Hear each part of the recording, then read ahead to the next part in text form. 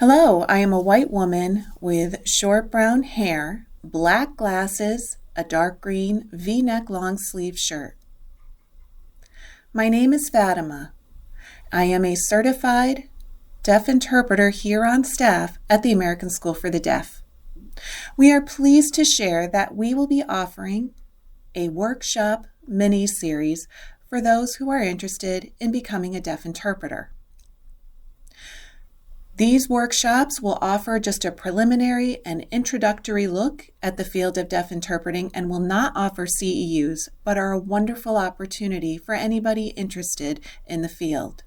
I'll be bringing in a variety of presenters from throughout the community to touch on different topics that are important to deaf interpreters. The very first workshop will be offered on Saturday, February 4th.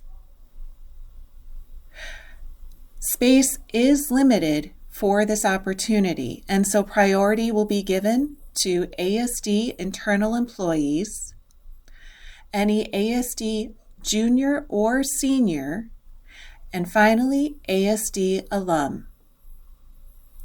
We are limited to 20 people for this workshop mini-series, but if you are interested in joining us, please contact me at this email address. Thank you.